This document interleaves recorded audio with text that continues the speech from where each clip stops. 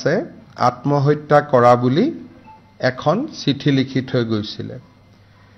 এই ঘটনাৰ পিছত অসম পুলিচে 7জনীয়া সদস্যৰে এটা SIT গঠন কৰিছিল। এই ঘটনাৰ লগত জড়িত সমস্ত এৰিয়া ভিডিঅগ্ৰাফ আৰু FSLও কৰা হৈছিল। মেজিষ্ট্ৰেটে ইনকুৱেষ্ট কৰিছিল আৰু এতিয়ালৈকে 3 গৰাকী ব্যক্তিক এই ঘটনাৰ সৈতে জড়িত হোৱা বাবে গ্ৰেপ্তাৰ কৰা হৈছিল। আজি ৰাজ্য চৰকাৰৰ কেবিনেটে বিষয়টোৰ গুৰুত্ব আৰু বিষয়টোৱে এগৰাকী খুব উদীয়মান অভিযন্তাৰ প্ৰাণ হেৰুৱাবলগীয়া হোৱা পৰিৱেশ সৃষ্টি হোৱাৰ বাবে ইয়াৰ গুৰুত্ব অনুভৱ কৰি কেবিনেটে এই বিষয়টো CBIক হস্তান্তৰ কৰিবৰ বাবে সিদ্ধান্ত লৈছে। CBIৰ ডাইৰেক্টৰৰ লগত আমাৰ মুখ্য সচিবৰ কথা হৈছে। তেখেতসকলে কেছটো ল'ম বুলিও অনানুষ্ঠানিকভাৱে কৈছে, কিন্তু কেবিনেটে দিয়াৰ পৰা CBIয়ে লোৱালৈকে ইয়াৰ ভিতৰত প্ৰায় 20-25 দিনৰ এটা প্ৰক্ৰিয়া থাকে। গৃহ মন্ত্ৰালয়ৰ অনুমোদনো লাগে। আমি ৰাজ্য চৰকাৰে চেষ্টা কৰিম যাতে খৰতকীয়াকৈ CBIলৈকে যায়, কিন্তু তথাপিতো প্ৰক্ৰিয়াটোত কিছু সময় লাগিব। আমাৰ কেইদিনমান আগতে আমি এটা স্কিম কৰিছিলোঁ যে ৰিচাৰ্চ স্কলাৰসকলক আমি 25,000 টকা দিম, যিসকলে 2025 চনত ৰিচাৰ্চ স্কলাৰ হিচাপে নাম অন্তৰ্ভুক্ত বা পঢ়া আৰম্ভ কৰিছিল। বহু কেইগৰাকী ৰিচাৰ্চ স্কলাৰে মোক আহি লগ কৰিছিল যে আমি 2-3 বছৰ আগৰ পৰাই ৰিচাৰ্চ কৰি আছোঁ, সুবিধাটো আমাকো দিব লাগে। সেইবাবে মুখ্যমন্ত্ৰী জীৱন অনুপ্ৰেৰণা স্কিমটো আমি 2021 চনৰ পিছত ৰিচাৰ্চ আৰম্ভ কৰা সকলো ৰিচাৰ্চ স্কলাৰৰ কাৰণে এক্সটেণ্ড কৰিছোঁ। ই আগতে আছিল অকল 2025 চনত ৰিচাৰ্চত সোমোৱা স্কলাৰখিনিৰ কাৰণে, কিন্তু এতিয়া আমি ইয়াৰ এমবিটটো বঢ়াই 2021 চনৰ পৰা যিসকলে ৰিচাৰ্চ কৰি আছে, অৰ্থাৎ যাৰ ৰিচাৰ্চ ইতিমধ্যে 4 বছৰ কৰা হৈ গ'ল, 21ত সোমোৱা, 22ত সোমোৱা, 23ত সোমোৱা, 24ত সোমোৱা, 25ত সোমোৱা, সকলোলৈকে আমি মুখ্যমন্ত্ৰীৰ জীৱন অনুপ্ৰেৰণা স্কিমটো আগুৱাবৰ বাবে সিদ্ধান্ত লৈছোঁ। আপোনালোকে জানে যে ৰিচাৰ্চ স্কলাৰে 25,000 টকা এককালীন সাহায্য পাব আৰু যদি দিব্যাংগজন হয় তেওঁলোকে 40,000 টকা লাভ কৰিব। আজি ৰাজ্য চৰকাৰৰ কেবিনেটে 49.5880 কোটি টকাৰে ৰাফলি 50 crores বুলি আমি ক'ব পাৰোঁ টকা ব্যয়েৰে বদৰপুৰ টাউনত এটা ৱাটাৰ ছাপ্লাই স্কিম নিৰ্মাণত অনুমোদন জনাইছে। এই ৱাটাৰ ছাপ্লাই স্কিমটো যোনে নিৰ্মাণ কৰিব 7 বছৰৰ কাৰণে তেওঁলোকে মেইনটেইনো কৰিব লাগিব। শিলচৰ কেবিনেটত আমি সিদ্ধান্ত লৈছিলোঁ এইটো হাইলাকান্দি, শ্ৰীভূমি, বদৰপুৰ চবতে আমি বনাম লালা। এই গোটেই শিলচৰ কেবিনেটত আমি লোৱা প্ৰস্তাৱসমূহ আজি আমি গোটেইকেইটা কাৰ্যকৰী হৈ গ'ল আৰু একো বাকী নাই। আমি প্ৰমিছ কৰিছিলোঁ লালাৰ কাৰণে, বদৰপুৰৰ কাৰণে, হাইলাকান্দিৰ কাৰণে, কৰিমগঞ্জৰ কাৰণে 4টা স্কিমে আজি আমাৰ একাধিক্ৰমে হৈ গ'ল। লাষ্ট আছিলে আমাৰ বদৰপুৰ, আজি বদৰপুৰটো হৈ গ'ল। আপোনালোকে জানে যে জল জীৱন মিছনৰ যিসকলে কাম কৰি আছে কণ্ট্ৰেক্টৰ, তেওঁলোকক আমি বহুত দিনে বিল আদি দিব পৰা নাই। মুখ্যতঃ তাৰ কাৰণ হৈছে যে ভাৰত চৰকাৰেও আঁচনিটোৰ পুনৰ ইক্ষণ কৰি আছে। বিভিন্ন অভিযোগৰ পৰিপ্ৰেক্ষিতত ভাৰত চৰকাৰে দেশৰ বিভিন্ন স্থানলৈ টিম পঠিয়াইছে আৰু তেওঁলোকে এটা নিউট্ৰেল এছেছ কৰি আছে যে কোন ৰাজ্যত স্কিমটো কেনেকুৱা পৰ্যায়ত সফল হৈছে। এই বিষয়ে আলোচনা বা কেন্দ্ৰীয় চৰকাৰে পৰীক্ষা কৰি আছে যদিও দীৰ্ঘদিন ধৰি আমাৰ কন্ট্ৰেক্টৰসকলে পেমেন্ট নোপোৱাৰ কাৰণে তেওঁলোক আৰ্থিক অসুবিধাটো সন্মুখীন হৈছে বিষয়টোৰ প্ৰতি লক্ষ্য ৰাখি তেওঁলোকৰ যি পাৰফৰ্মেন্স গ্যাৰেন্টি আমাৰ লগত জমা আছিলে আমি জল জীৱন মিছনৰ কন্ট্ৰেক্টৰসকলক পাৰফৰ্মেন্স গ্যাৰেন্টি টকাটো উভতাই দিবলৈ আজি কেবিনেটে সিদ্ধান্ত লৈছে ইয়াৰ ফলত প্ৰায় 1500 কোটি টকা জল জীৱন মিছনৰ ঠিকাদাৰসকলে বা কন্ট্ৰেক্টৰসকলে পাবলৈ সক্ষম হ'ব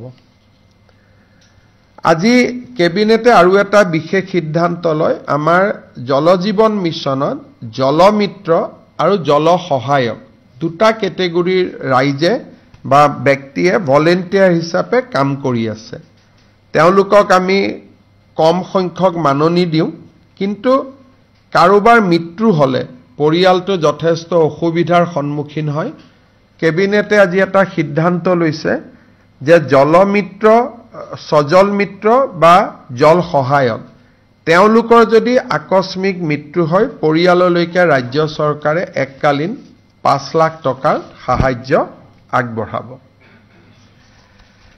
আমাৰ মহাবিদ্যালয়ৰ অধ্যাপকসমূহক কিছুদিন আগতে আমি কেৰিয়াৰ এডভান্সমেন্ট স্কিম বা কেছ প্ৰমোশন দিছিলো কিন্তু যিটো দিনৰ পৰা প্ৰমোশন পাইছিলে সেই দিনটোৰ পৰাই প্ৰমোশনটো কাৰ্যকৰী হৈছিল কেবিনেটে আজি সিদ্ধান্ত লৈছে যে for the purpose of counting seniority তেওঁলোকে যি দিনৰ পৰাই যোগ্য হৈছিল সেই দিনাখনৰ পৰাই তেওঁলোকৰ প্ৰমোশনটো আমি কাউন্ট কৰিম ইয়াৰ ফলত এসিস্ট্যান্ট প্ৰফেসৰ জন এসোসিয়েট হোৱা এসোসিয়েট জন প্ৰফেসৰ হোৱা এই প্ৰক্ৰিয়াটোত কলেজ অধ্যাপকসকলক সহায় কৰিব কিন্তু বিত্তীয় সুবিধা তেওঁলোকে নাপাব খালি তেওঁলোকৰ প্ৰমোশনটো আমি তেওঁলোক যি দিনাখনৰ পৰাই যোগ্য হৈছিল সেই দিনাখনৰ পৰাই আমি প্ৰমোশনটো কাউন্ট কৰিম ফলত তেওঁলোকৰ নেক্সট প্ৰমোশন পাবৰ কাৰণে যেটো এলিজিবিলিটি পিৰিয়ড হেতু বহুখিনি কমি যাব আৰু আমাৰ কলেজৰ অধ্যাপক সহ অধ্যাপকসকল যথেষ্ট উপকৃত হ'ব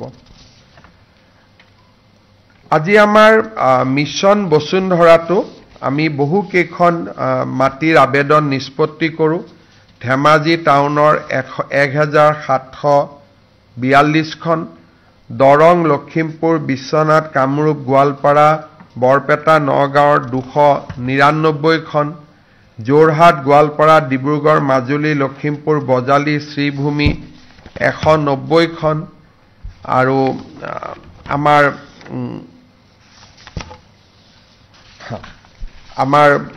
এই ধৰণে মিছন বসুন্ধৰা 3 আমি যিখিনি নামঘৰ চৰকাৰী কাৰ্যালয় শিক্ষানুষ্ঠানক মাটি দিয়াৰ আমি যোৱা দুমাহৰ পৰা প্ৰচেষ্টা চলাই আহিছো প্ৰায় 80% কাম আমি সমাপ্ত কৰিলো 20% কাম আমি আগষ্ট মাহত সমাপ্ত কৰিম আজি কেবিনেটত আৰু এটা গুৰুত্বপূৰ্ণ সিদ্ধান্ত হয় আপোনালোকে জানে যে মাৰ্ঘেৰিটা সমষ্টিত Tirap tribal belt and block বুলি এটা আমাৰ ট্ৰাইবেল বেল্ট এণ্ড ব্লক আছে এই ট্ৰাইবেল বেল্ট এণ্ড ব্লকটোত বহুখিনি আহোম মানুহ বাস কৰে মটক মানুহ বাস কৰে মৰাণ মানুহ বাস কৰে চুতীয়া বাস কৰে গোৰ্খা বাস কৰে টি গাৰ্ডেন আদিবাসী আৰু কোচ ৰাজবংশী এই গোটেই কেইটা কমিউনিটিকে তিৰাপ ট্ৰাইবেল বেল্ট এণ্ড ব্লকত আমি প্ৰটেক্টেড ক্লাছ ৰূপে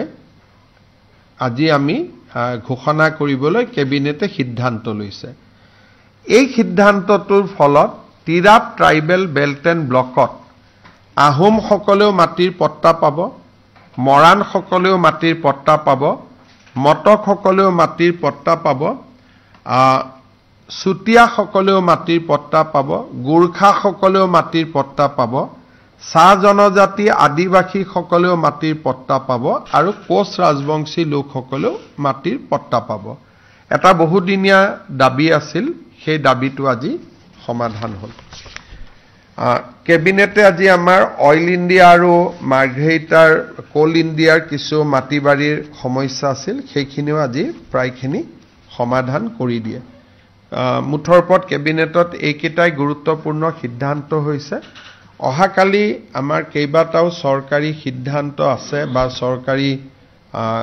প্ৰধানমন্ত্ৰীৰ ভ্ৰমণ অমিত শ্বাহ ডাঙৰীয়াৰ ভ্ৰমণ এই সম্পৰ্কে মই অহাকালি আৰু এখন সংবাদমেল কৰিম ভূপেন হাজৰিকাৰ জন্ম শতবাৰ্ষিকীৰ ওপৰতো নতুন কিছু কথা আপোনালোকক ক'বলগীয়া আছে অহাকালি মই আপোনালোকৰ লগত কথা পাতিম যদি কিবা প্ৰশ্ন আছে আপোনালোকে কৰিব পাৰে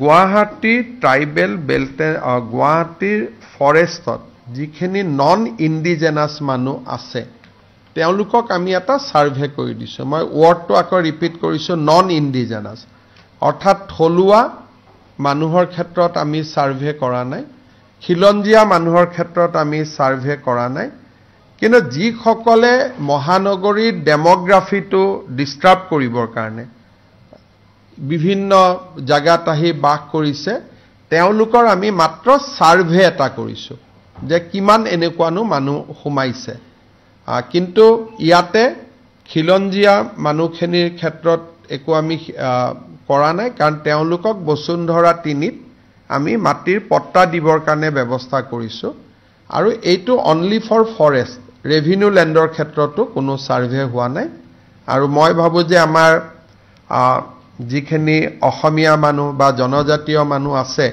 তেওঁলোক আতংকিত হোৱাৰ কোনো কাৰণো নাই আৰু তেনেকুৱা কোনো সাৰ্ভেও চৰকাৰে কৰা নাই survey is strictly limited to non indigenous people যেটো তিনিটা প্ৰজন্ম যেটো আমাৰ ইয়াতে নাই তিনিটা প্ৰজন্ম ধৰ্মৰ লগত কথা নাই যদি তিনিটা প্ৰজন্ম অসমত আছে তেতিয়াহলে আমি সাৰ্ভে নকৰো কিন্তু তিনিটা প্ৰজন্ম যদি অসমৰ নহয় তেতিয়াহলে আমি সাৰ্ভে কৰিম 2 দিনৰ ভিতৰত উচ্ছেদ কৰাটো সম্ভৱ নহয় গুটেই মানুহবোৰ উৰিয়াম ঘাটতে লাগি আছে এটা 2 দিনৰ কথাটো একো নাই কিন্তু যিকোনো দিনতে আমি গুৱাহাটীখনকো অলপ খালি কৰিব লাগিব নহলে গুৱাহাটীৰ বোজ অলপ বাঢ়ি গৈছে গুৱাহাটীয়ে ইমান মানুহ লবই নোৱাৰে গুৱাহাটীত যদি থাকিব পাৰে 10 লাখ মানুহ আছে 20 লাখ গতিকে কিন্তু আমাৰ মই দুই এখন পেপাৰত দেখো যে অলপ আমাৰ থলুৱা মানুহখিনিক আতংকিত কৰি দিব খোজে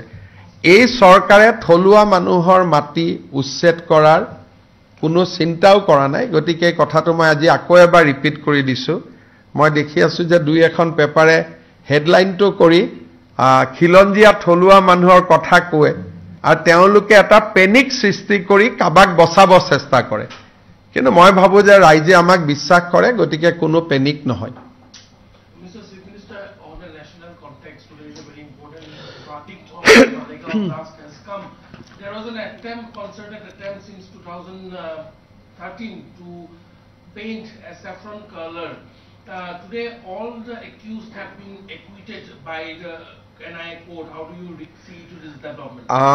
आप देखिए कल भारत की माननीय गृह मंत्री जी ने भी सदन में बताया था कि Hindu by philosophy Hindu cannot be terrorist because हमारे संस्कृति और हमारे सभ्यता में कभी भी और या कोई भी हमारा धर्म ग्रंथ कभी भी टेररिज्म को एनकरेज नहीं करते हैं लेकिन कांग्रेस का समय में एक पार्टिकुलर कम्युनिटी को एपीस करने के लिए एक टर्म और एक शब्दावली बनाया गया था कि Hindu terror Hindu and terror are two diametrically opposite concept Hindu कभी टेरर को विश्वास करते ही नहीं और हिंदू कभी टेररिस्ट हो ही नहीं सकता है मेरे लिए ये हमारे लिए अपार संतुष्टि का बात है कि माननीय गृह मंत्री जी जो संसद में जो बात बताए थे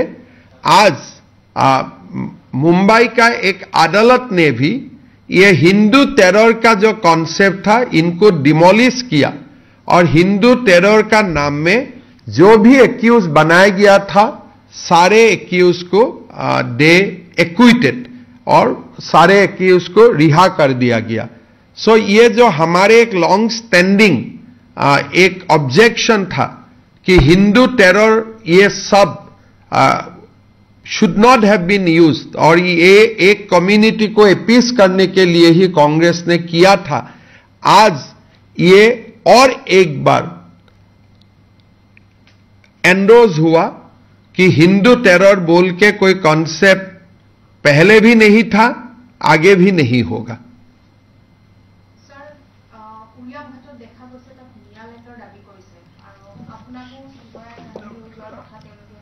সক মই এটাই কথা আপোনালোকক ক'ব খোজো, 1,29,000 বিঘা আমি মাটি মুক্ত কৰিছিলোঁ উৰিয়াম ঘাটৰ সফল এভিকশ্যনৰ পিছত। নাও ইট হেজ বিকাম 1,39,000 বিঘা, অৰ্থাৎ 10,000 বিঘা মাটি আমি আকৌ উৰিয়াম ঘাটত মুক্ত কৰিব পাৰিলোঁ। I'd like to thank Chief Minister of Nagaland, Sri Nephew Rio also for helping us, cooperating with us in the eviction drive. In fact, Nagaland Police, CRPF, which is in charge of DAB area to maintain the neutrality, everybody has helped us in this eviction drive. Mialand to hobo pare, Mialander huat to kono apotti nai, kinu Mialand to ami Bangladeshot pati dim. And আমি হেল্পও কৰি দিম। Mr. Chief Minister, বাংলাদেশত বহুত মাটি আছে, আৰু যদি বাংলাদেশত কষ্ট হয় আফগানিস্তানত বনাই দিম। Mr. Chief,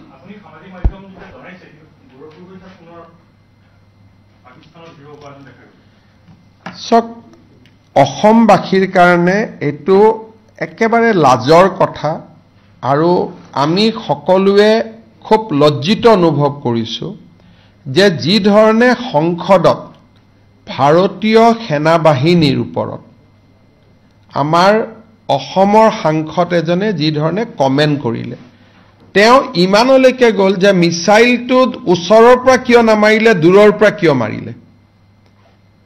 ইমান ডাঙৰ বিজ্ঞানী যে সেনাই মিছাইলটো ওচৰৰ পৰা কিয় নামাৰিলে, দূৰৰ পৰা কিয় মাৰিলে। তো ভাৰতে যদি 3,000-4,000 কিলোমিটাৰ লক্ষ্য ভেদ কৰিব পৰা মিছাইল বনাইছে, এইটোতো সেনাবাহিনীক অভিনন্দন জনোৱা কথা আছিল। তো যিটো ভাষণ দিলে, সেই ভাষণটো শুনি এটাই ধাৰণা হ'ল যে তেওঁ ভাৰতক কেতিয়াও ভাল নাপায়, নিজৰ ল'ৰা ছোৱালীকো বিদেশী কৰিছে, পত্নীকো বিদেশী কৰিছে। আৰু মই এই কথা ক্লিয়াৰলি ক'ব পাৰোঁ যে in a very good day he will also change his citizenship. 3টা ফেমিলি যেতিয়া নায়েই ভাৰতীয়, তেওঁতো টেম্পৰাৰীলি ভাৰতত আছে, আৰু সেইকাৰণে তেওঁ সদায় ভাৰতৰ বিৰুদ্ধে সংসদৰ কথা কয়। যোৰহাটৰ ৰাইজৰ, শিৱসাগৰৰ ৰাইজৰ স্বাধীনতা আন্দোলনত কিমান বৰঙণি আছিলে,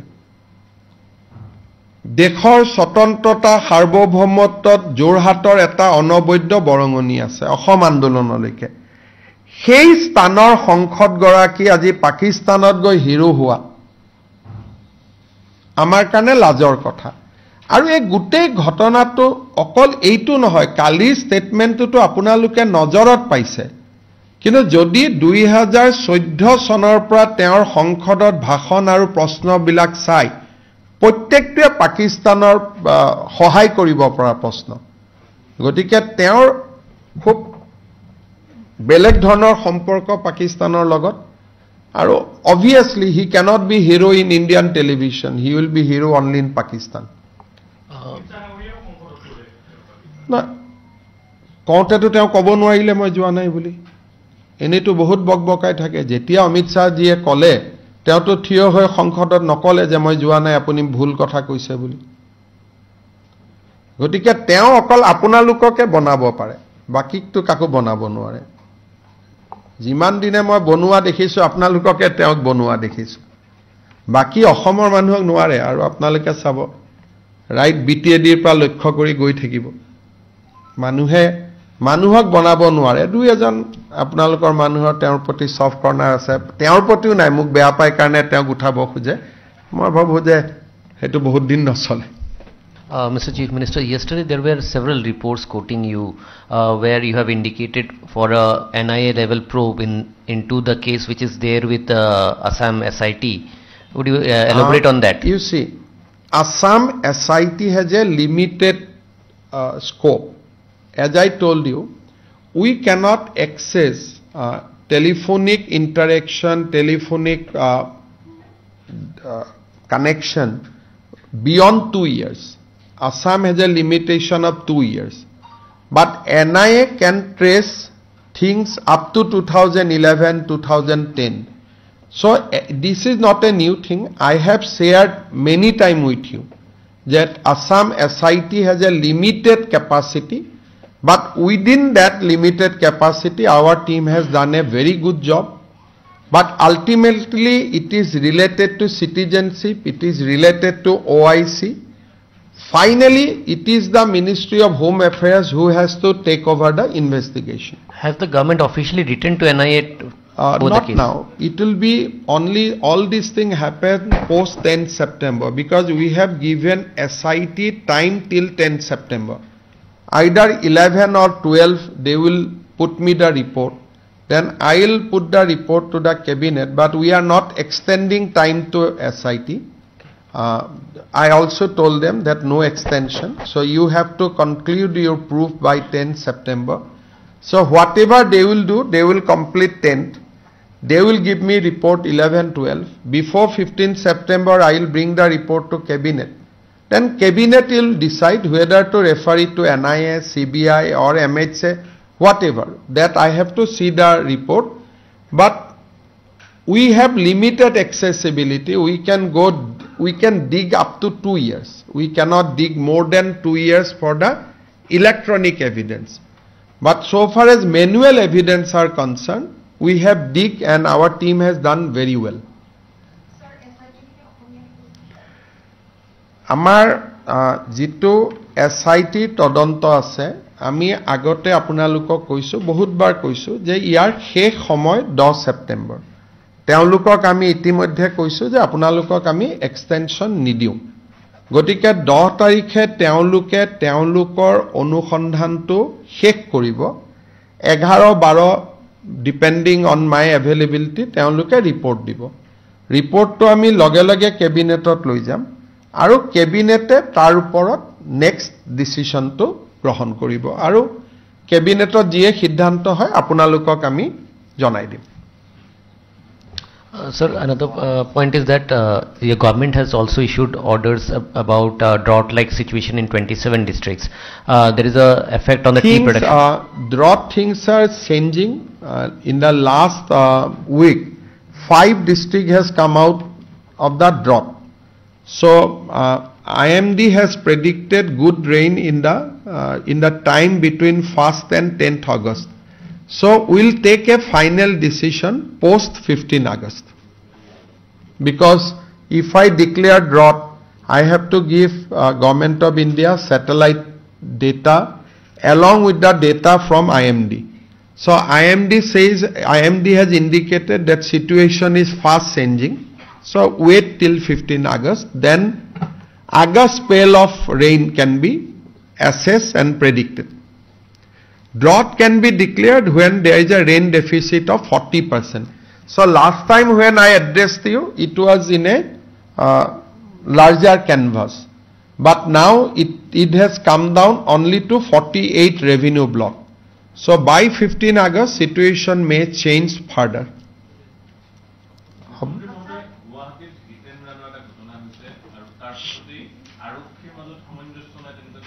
তেনেকুৱা কথা নহয় কথাটো হল এনেকুৱা যেতিয়া অভিনেত্ৰী গৰাকীয়ে মানুহজনক নক কৰিলে তেতিয়াই যদি আমি তেওঁক এৰেষ্ট কৰিলতেন হিদিনাখনে ৰাতি আমি বেল দিব লাগিলহেতেন so it was a strategy on the part of police কাৰণ আমি গমে পাইছিলো যে পেসেঞ্জন সিৰিয়াস আছিল হিদিনাখন ৰাতি যদি তেওঁক এৰেষ্ট কৰিলতেন তেতিয়া লগে লগে আমি তেওঁক ৰিলিজ কৰি দিব লাগিলহেতেন কাৰণ যেতিয়ালৈকে মৃত্যু নহয় বা গ্ৰিভিয়াস ইনজুৰি আমি ৰিপোৰ্ট দিব নোৱাৰো তেতিয়ালৈকে এটো নন বেইলেবল কেস থাকে গতিকে আৰক্ষীয়ে যেটো স্ট্ৰেটেজিক্যালি যেটো কৰিব লাগে সেইটোৱে কৰিছে she has been put in lockup আৰু will file charge sheet against her and it will be a case for culpable homicide